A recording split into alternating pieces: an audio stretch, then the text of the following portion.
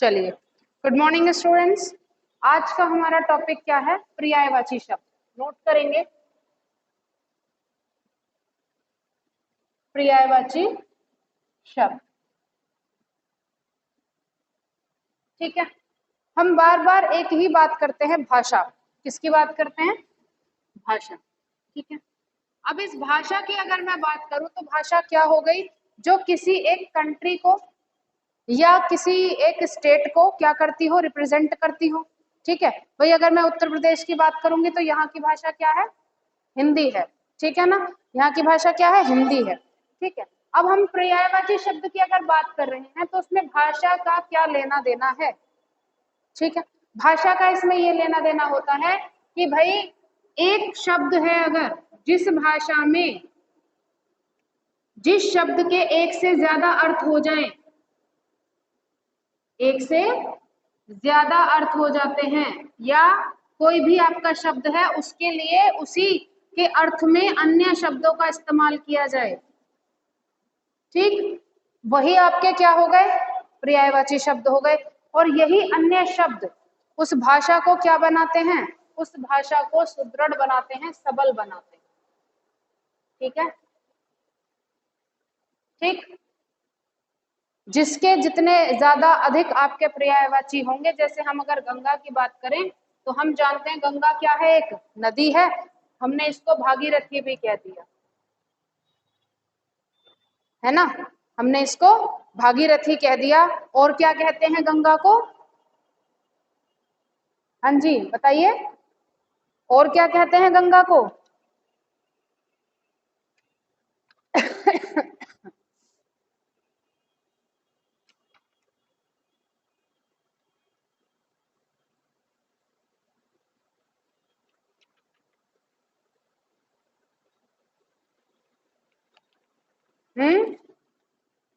चलिए, क्या कहा हमने? इसे भागीरथी कहा। दूसरा आता है, इसको देव नदी कहते हैं। क्या कहते हैं? देव नदी कहते हैं। और क्या कहते हैं? मंदाकिनी कहते हैं, है ना।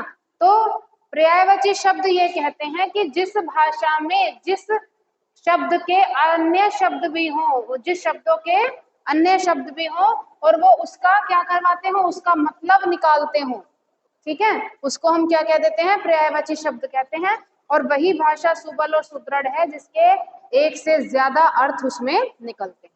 अब अगर आपसे मैं कहूं कि एक भाषा हो गई हमारी हिंदी, ठीक है, एक भाषा हो गई संस्कृत, तो सबसे सुदृढ़ भाषा कौन सी मानी जाएगी? संस्कृत मानी जाती। ठीक है, यही सबसे सबल भाषा मानी जाती है क्योंकि इसी में एक शब्द के अन्य अर्थ आपको देखने को मिलते हैं। ठीक है, इतनी चीज नोट करेंगे।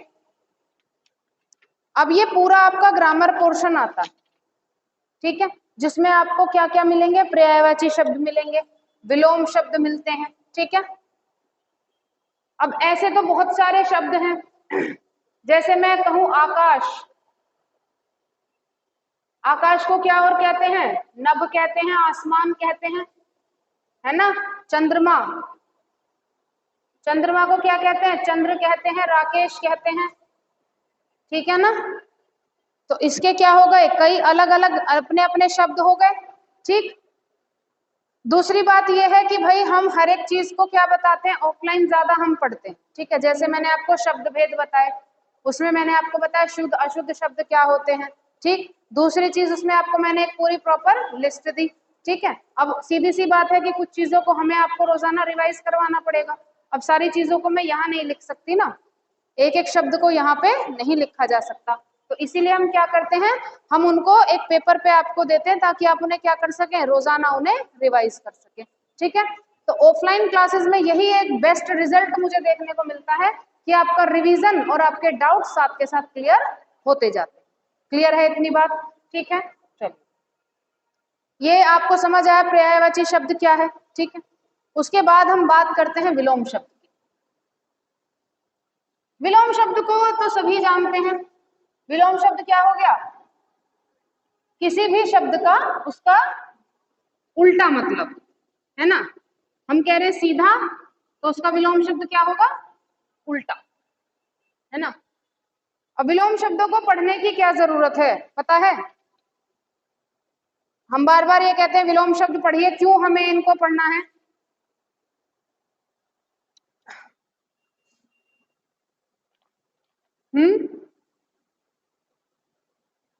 क्यों पढ़ना होता है विलोम शब्दों को? इसका एक कारण होता है। हमने पर्यायवाची भाषा शब्दों में कह दिया कि ये क्या करते हैं, भाषा को सुदृढ़ बनाते हैं। ठीक है, यहाँ पे क्या होता है, एक हमारा मैं एक वर्ड लिख रही हूँ यहाँ पे, अभिव्यक्ति। अभिव्यक्ति का क्या मतलब है? जो आपने बात कही उसके एक्सप्रेशंस को शो करना, यही होता है अभिव्यक्ति का मतलब। ठीक है, विलोम शब्द इसी काम को करते हैं। ठीक है, आपने कहा कि कोई चीज सीधी है, हम कहेंगे कि हाँ वो सीधी है, लेकिन अगर उसे पलट दिया जाए तो वो कैसी हो जाएगी, उल्टी हो जाएगी। ठीक है, हमने कहा कि ये बड़ा सज्जन व्यक्ति है। ठीक है, हमने उसको देख के उसके व्यवहार को परख के हमने बता दिया कि ये बड़ा सज्जन व्यक्ति है। उसी तरफ हमें दूसरा एक इंसान दिखा, बड़ा ही बदतमीज टाइप का था, है ना, उसको ये नहीं पता कहाँ बैठना है, उसको ये नहीं पता कैसे चलना है, उसको ये नहीं पता किस तरह से कपड़े पहनने हैं, है ना, तो उसको क्या कहेंगे, उसको ये नहीं पता बात कैसे करनी है बड़ों से छोटों से, है ना, तो उसको क्या कहेंगे कि ये तो बड़ा बदतमीज है। अब प्रॉपर हिंदी या संस्कृत में तो उसको बदतमीज कहेंगे नहीं। ठीक है, तो सज्जन के लिए दूसरा शब्द हमने बना दिया क्या, दुर्जन। ठीक है, तो इस सज्जन ने क्या दिखाया, उस व्यक्ति के बिहेवियर को दिखाया। ठीक है, दुर्जन ने क्या दिखाया, उस व्यक्ति के बिहेवियर को दिखाया, तो हो गई अभिव्यक्ति, है ना। दूसरा, चलो एक और शब्द हम लिख देते हैं, जैसे हम अभी एक कॉमन सा एग्जांपल लेते हैं कि एक हो गया आपका ऊपर, और इसका क्या होगा, नीचे। ठीक है, एक हम इमेज की बात कर रहे हैं, इमेज यानी कि फोटो अच्छी है ना, दूसरा बुरी है या बुरा है। ठीक है, तो ये क्या करेगा, अच्छी और ऊपर का मतलब हो गया इसने जगह बताई, कोई चीज कहां पर है, उसने उसका उल्टा बता दिया कि अगर कोई चीज ऊपर है तो फिर कोई ना कोई चीज नीचे भी होगी, है ना। अच्छी है कोई चीज तो कोई चीज बुरी भी होगी, है ना, कोई इंसान अच्छा है तो कोई इंसान बुरा भी होगा। ठीक है, तो यही सारी चीजें हैं, पर्यायवाची शब्द और विलोम शब्द, इनका अर्थ आज आप समझेंगे कि आप इन्हें पढ़ना क्यों। ठीक है, पर्यायवाची शब्द क्यों पढ़ना है, ताकि हमें ये पता चल सके कि भाई जिस भाषा को हम अपनी कॉमन लैंग्वेज बताते हैं उस भाषा में एक शब्द के कितने और अर्थ हो सकते हैं, है ना, या किन और शब्दों का अर्थ बिल्कुल एक जैसा हो सकता है। बात समझ में आई, वो हम इसीलिए पर्यायवाची शब्द पढ़ते हैं। तो जब भी पर्यायवाची शब्द पढ़ो ये सोच के पढ़ना कि मुझे इन शब्दों का दूसरा जो नाम है इनका वो जानना है ना। इसी तरह से विलोम शब्द क्या है, अभिव्यक्ति हैं। आप किसी की पर्सनैलिटी को जज कर रहे हैं, है ना, या आप किसी चीज की डायरेक्शन बता रहे हैं, उसकी जगह बता रहे हैं। ठीक है, तो वो क्या हो गए, विलोम। एक चीज ऊपर है दूसरी नीचे हो गई, एक अच्छी है एक बुरी हो गई। बात क्लियर है? ठीक है, चलिए नेक्स्ट हमारा टॉपिक क्या आता है,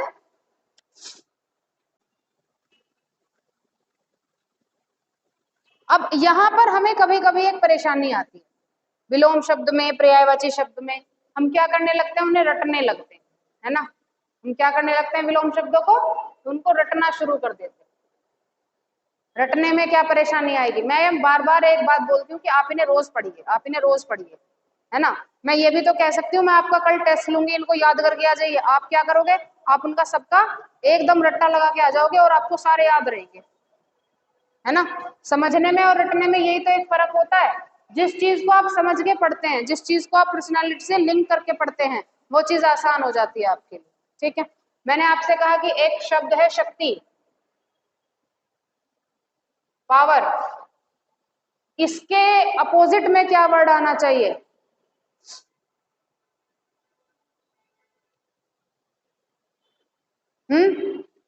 शक्ति का मतलब हो गया साहस। ठीक है, शक्ति है हमारे अंदर इस काम को करने की।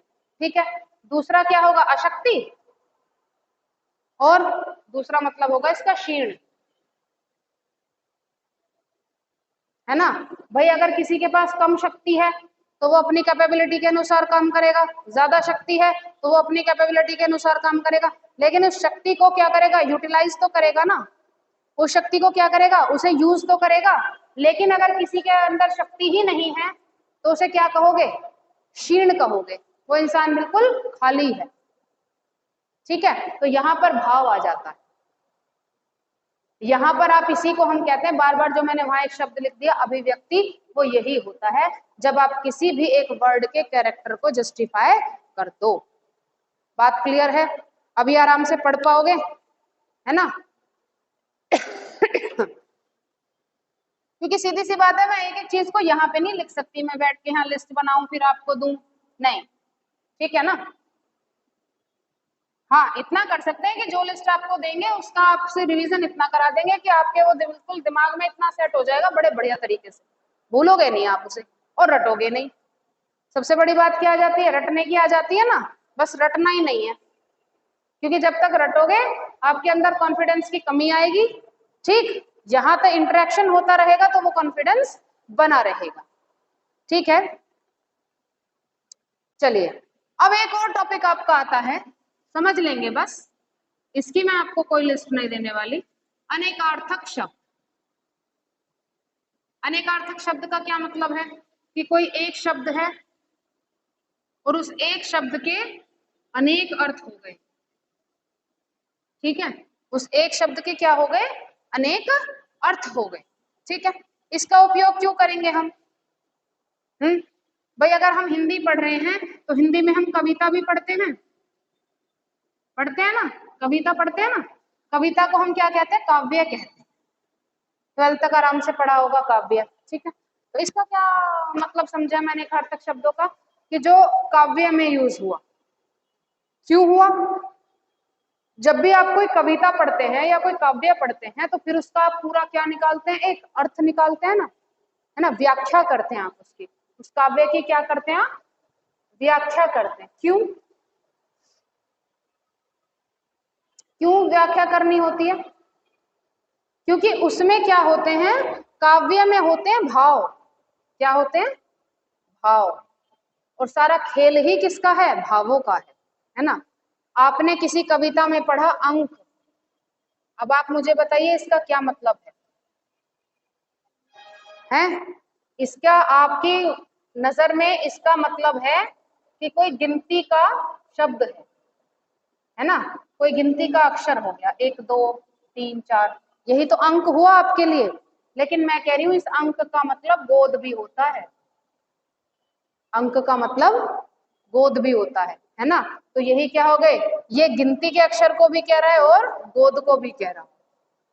ठीक है, तो ये क्या हो गया, एक ही शब्द है लेकिन मतलब अलग अलग हैं, अनेक मतलब हो जाते हैं। ठीक है, अब हम ये कह रहे हैं काव्य में हमारा अंक का इस्तेमाल होगा, तो वो हमें पूरा कविता को पढ़ना होगा ना, पूरी कविता को हम पढ़ेंगे और फिर बताएंगे कि भाई अंक किसके लिए यूज किया गया है ना, गोद के लिए क्यों यूज किया गया है। ठीक, कि भाई कैसा अंक है, एक यूज कर लिया गया किसके लिए, भाग्य के लिए यूज कर लिया गया। ठीक है, अब मुझे बताओ तीनों शब्दों में कोई मेल है? इन तीनों शब्दों में, तीनों अर्थ में कोई मेल है? कोई मेल नहीं है। ठीक है, लेकिन अंक इन तीनों के लिए ही काम करता है। ठीक है ना, वो डिपेंड करता है कि आपकी कविता का भाव कैसा। बात समझ में आ गई? ठीक है, चलिए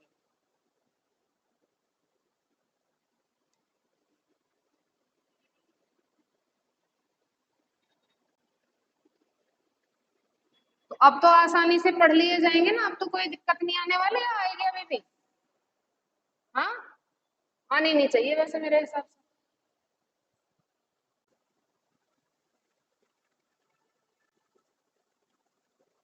चलिए, हमारा एक अगला टॉपिक आता है समोच्चारित। समोच्चारित शब्द। समोच्चारित से क्या मतलब हो गया, उच्चारण। उच्चारण तो समझते हैं ना अब, है ना, पूरा उच्चारण पढ़ाया, वर्ण उच्चारण वर्तनी, है ना। उच्चारण तो अब अच्छे से समझ में आया होगा कि जिनका उच्चारण क्या है, एक समान है। उच्चारण कैसा है, एक समान है। किसी पूरे शब्द में हो सकता है कि कोई एक या दो वर्ण, है ना, एक या दो वर्ण कोई बड़ा हो जाए या फिर कोई छोटा हो जाए, बस इतना फर्क हो सकता है। जैसे अगर श है एक शब्द में तो दूसरे में क्या आ जाए, शायद स आ जाए, या ये वाला स ना आके ये वाला श आ जाए, बस। ठीक है, उच्चारण कैसा रहेगा, समोच्चारित है तो उच्चारण एक समान रहेगा। ठीक, एग्जाम्पल के तौर पे अगर मैं बात करूं तो फिर क्या होगा, एक होता है अग, एक होता है अग। ठीक है, अब दोनों को अगर हम उच्चारित करेंगे तो समान लगेगा हमें। स्पेलिंग में थोड़ा सा जैसे मैंने लिखा कि कोई एक या दो शब्द हमारे क्या हो सकते हैं, बदल सकते हैं। ठीक है, तो इस बदलाव में अग की अगर मैं बात करूं तो इस अग का क्या मतलब है, इस अग का मतलब होता है सूरज, और इस अध क्या क्या मतलब होगा, हाँ, इस अध का मतलब होता है पाप। ठीक है, बस सिमिलैरिटी किस में है, उच्चारण में, बाकी अर्थ क्या होगा, अर्थ बिल्कुल अलग अलग होगा, दोनों का अर्थ बिल्कुल अलग अलग होगा। बात समझ में आई? ठीक है, जैसे अमूल, अमूल क्या है और अमूल्य, अमूल क्या है, दूध की एक कंपनी, हाँ नहीं, मूल का मतलब होता है जड़, तो जब अमूल है तो मतलब जड़ से रहित। ठीक है, चलो उच्चारण में आ जाते हैं। मैंने क्या बोला, ये अमूल, क्या बोला, अमूल, तो ऊ का जो उच्चारण है वो बिल्कुल सटीक आ रहा है, मात्रा का पता चल गया कौन सी है, हमने बोला अमूल्य। ठीक है, हमने क्या बोला, अमूल्य, तो इसमें भी कौन सी मात्रा आनी चाहिए, बड़ी है छोटी, दोनों मात्रा लगा रखी है मैंने, बताओ जल्दी कौन सी आनी चाहिए, बोल के बताओ जल्दी से, कौन सी मात्रा आनी चाहिए, बड़े ओ की मात्रा आनी चाहिए, छोटे ओ की मात्रा आनी चाहिए, हैं, बड़े ओ की मात्रा आनी चाहिए, सीख गए भाई। ठीक है, अमूल्य, अमूल, अमूल्य, वक्त लग रहा है बोलने में, है ना, वक्त लग रहा है बोलने में। चलिए, अमूल्य का क्या मतलब हो, जिसका कोई मूल्य ना हो। ठीक है, तो अमूल और अमूल्य हल्का सा फर्क आता है, उच्चारण दोनों का थोड़ा थोड़ा सेम हो जाता है। ठीक है, तो अर्थ क्या हो गए, दोनों के बिल्कुल अलग हो गए, इनको क्या कहते हैं, अनेकार्थ समोच्चारित शब्द। क्लियर है बात? ठीक है, चलिए, दो की मैं आपको लिस्ट दे दूंगी, दो की बाद में दूंगी, बस ये मैंने आपको समझा दिया है। ठीक है, नोट हो गया, और समय समय पर कभी भी आपसे कुछ भी पूछ लिया जा सकता है, तो अपने आप को तैयार रखें।